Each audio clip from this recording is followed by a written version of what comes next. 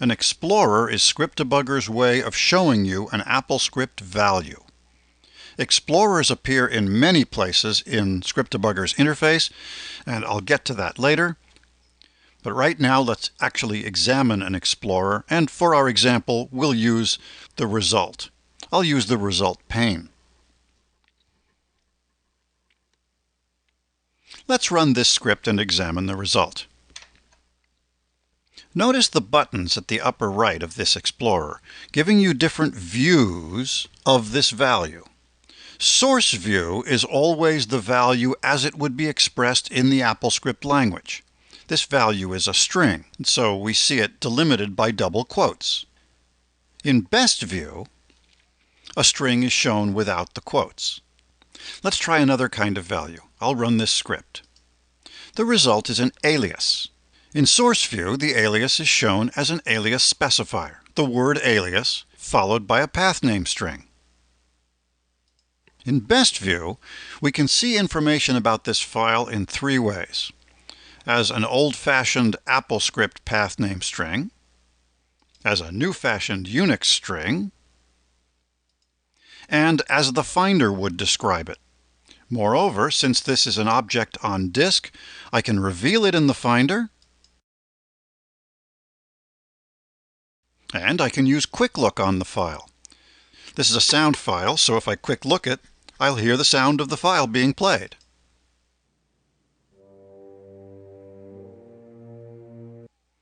Now let's try a date. In source view, the date is displayed as a date specifier, the word date followed by a date string.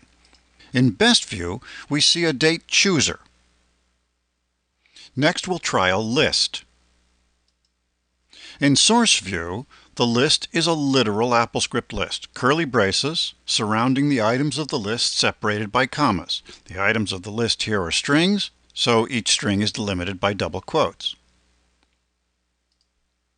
In best view, the items of the list are displayed one to a line. Records work much the same way. Finally, I'm going to ask iTunes for a value which is going to be returned as an AppleScript object.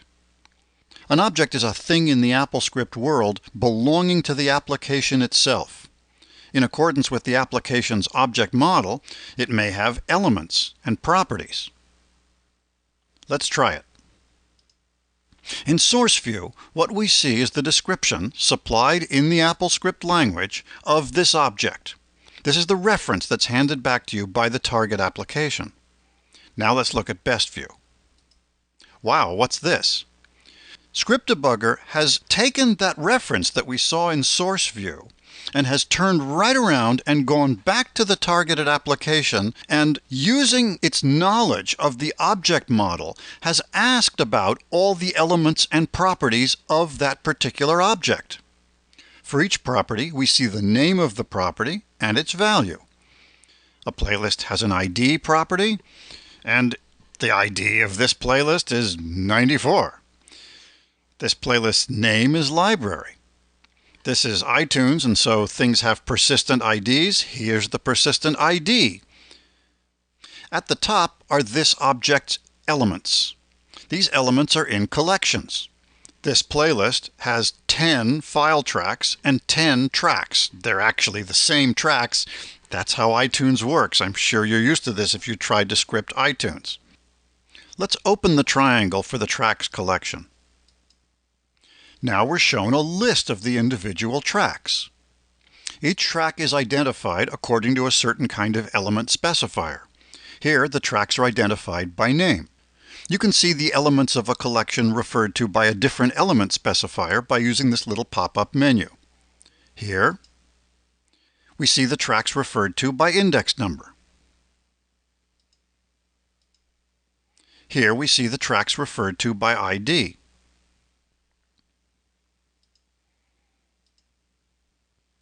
Each track is itself an object, and if I open the triangle for that track, I see the elements and properties of that object. For example, a track has an album, it has an album artist, and so on. Now, this milieu that you see in Best View for certain kinds of values is called an outliner, and I want to say a few more things about outliners. First of all, we've already seen that you can drill down into an outliner to see deeper. So we have multiple tracks. We can open those to see the individual tracks, and if we open an individual track, we can see the properties of that track. Essentially, we're querying iTunes for further information about a further object, and if there's a hierarchy, we can just keep doing that. There's a couple of other ways to do that. One way is to hoist. Instead of drilling down, you double-click a line. Now, what's happened is that object, the first track in this playlist, has now been promoted to the top of the outliner. And to show this, this widget up at the top, which is a path widget, shows us the path that we've taken drilling down. So we started with the result, and now we're looking at a particular track. And when the path widget has more than one item in it, you can click the buttons of the path widget to navigate back up and down the hierarchy. So here's the result as I originally received it. Here's the particular track that I'm looking at. Another thing you can do in this situation is use the back and forth buttons. So here's the result as I originally received it. Here's the individual track that I'm examining. Sometimes it's more convenient to spawn off your view of an object as a separate explorer, an explorer window. To do that from here, I right-click to get the contextual menu and say Open Explorer Window. Now I'm exploring that track in its own Explorer window. You can go even further. You can open an Explorer window from an Explorer window. So I'll take the Date Added property of this track and open that as a separate Explorer window. In this way, I get sort of a cascade of Explorer windows. By the way, notice that when a date appears in an Explorer window, not only do you see the date chooser, but you see the individual date properties. Another thing to notice about an outliner is that the outliner can be filtered. That's what this scope bar is doing at the top. So right now I'm seeing properties of this object, as well as elements of this object where there are actually any elements of that type. If I click Empty Elements, then I also see element types where there don't happen to be any of those elements. So this playlist has no shared tracks and it has no URL tracks, so I wasn't seeing those before. Similarly, these buttons over here allow me to see only values that have changed since the last time or values that are unchanged from the last time. As with any filter situation, there's a slight danger you're going to see nothing at all because you're filtering everything out. If I don't want to see changed and I don't want to see unchanged, I'm seeing nothing. If I don't want to see properties and I don't want to see filled elements and I don't want to see empty elements, I'm seeing nothing. So if you don't see anything in your outliner and you think you should be seeing something, make sure that you haven't accidentally filtered everything out. Here are a few more features of Explorers. You may recall this value seen in Source View here. It's a literal list. Some of the same options that apply to a script also apply here. For example, you can turn line wrapping on and off. And you can elect to see invisibles and to show tab stops. Another nice feature is Pretty Print. Pretty Print uses line wrapping and indentation to make the content of the list clearer. You can also toggle Pretty Print on and off with this button. Now, I haven't said anything yet about AE Print View. AE Print View is useful particularly when you're looking at an object. Here's the object seen in its outliner in Best View. Here's the same thing seen as an AppleScript reference in Source View. And here it is in AE Print View. Basically, what you're seeing here is the actual Apple event reply that came back from iTunes with all the raw 4-letter codes. It's a little easier to read if you pretty print it. Now that we know about Explorers and Outliners, I want to show some other places in the Script Debugger interface where Explorers and Outliners occur. One such place is the event log. Recall that the event log consists of all the Apple events that were sent to scriptable applications when the script ran, along with the reply that came back from each one. You can examine that reply in more detail by double-clicking an entry in the event log. That's an Explorer window showing this value. Or you can see that same Explorer right in the event log. Choose Show Event Log Result Explorer. The Variables pane is an Explorer. It's what I call a partial Explorer. It's the outliner of Best View without the ability to show Source View and AE Print View. But it is an outliner. It even has a scope bar. You don't normally see it, but you can show it. You can filter the Variables pane just as you can filter any outliner. Be careful not to fool yourself into seeing nothing. You can drill down by opening the triangles. Alternatively, you can double-click. Instead of hoisting, that automatically opens a separate Explorer window. In a dictionary window, what you see when you press the Explorer button is an Explorer. What we're exploring here is the entire iTunes application. We can drill down to any object that's in iTunes right now.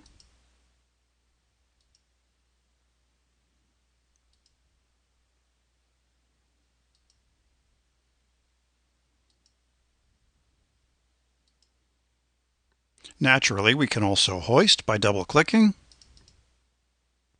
And the Path widget shows us the hierarchy that we've drilled down into. Or we can open a separate window. Perhaps the most surprising Explorer in Scriptdebugger is the Tell Context Inspector. It's the third pane in the Inspectors tab. The Explorer in the Tell Context Inspector is like the Dictionary Explorer. It's exploring a scriptable application. It watches where the selection point is in the script that you're editing and explores the scriptable application at that point. I'll click after the phrase Tell Application Finder, and the Tell Context Inspector is now exploring the Finder. Those are application properties and the elements of the application as a whole. But now I'll click in the next line after Tell Folder Rossini. Now the Tell Context Inspector is showing the elements and properties of that particular folder, Rossini. Here are its files. To finish up, I want to talk about a couple of perhaps surprising power user features of outliners. An outliner is alive and editable. To show you what I mean, let's drill down further into this outliner. We're looking at a file object here.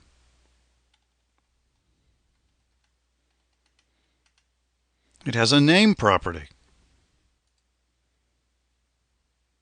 I'll choose Edit Value. I'll type Howdy and hit Return. In the Finder, the name of that file was in fact changed to Howdy. That may not have been a very smart thing to do, so be careful with the editability of outliners. Outliners can also be an important device for helping you edit your script. That's because the references to objects that you see in an outliner can be dragged right into your script as a way of pasting code that addresses that object. Here's an example. I'm exploring the Finder. Here are the folders. Here are the files in that folder. Here are the properties of the first file in that folder. Here's the modification date property. I'm going to drag it right into this script. Now I have code that gets that property of that file, of that folder, of that application. You can do that sort of thing with any outliner anywhere in the Scriptdebugger interface.